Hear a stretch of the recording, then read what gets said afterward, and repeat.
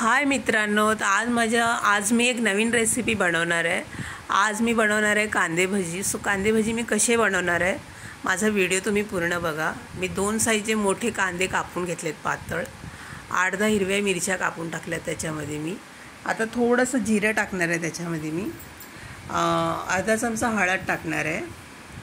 हे कांदे भजी मी माझ्या पद्धतीने बनवणार आहे आणि थोडंसं मीठ टाकणार याच्यामध्ये, पाण्याचा वापर नाही करणार आणि कोथिंबीर टाकणार, कारण कांद्यांनी पाणी सुटतं। स्वतः बेसन टाकणार आहे मी आणि बेसन टाकून झाल्यानंतर मी हे पूर्ण व्यवस्थित कालून घेणार आहे, कारण पाण्याचा याच्यात वापर अजिबात करणार नाही मी। स्वतः मी हे पूर्ण कालून घेते, तुम्ही बघू शकता। आता आपलं पीठ पूर्ण कालून झालेलं आहे भाज्यासाठी आणि मी कढईमध्ये तेल ओतून कढई गरम करायला ठेवली, त्यामध्ये एक एक भजी सोडते, तुम्ही बघू शकता। अशा प्रकारे गॅस स्लो ठेवायचा थोडासा।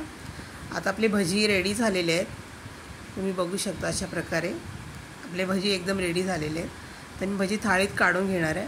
आता मी हिरव्या मिरच्या आहेत ज्यात अशाच भाजतात, सो मी आज ते तशा नाही भाजणार आहे, ह्या पण मी बेसन पिठामध्येच भाजणार आहे।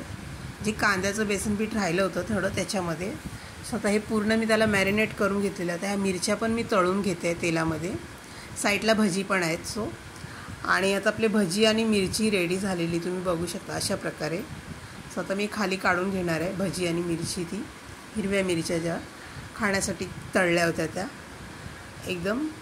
आता आपले दोन्ही भजी आणि कांदा भजी आणि मिरची रेडी झालेली खाण्यासाठी।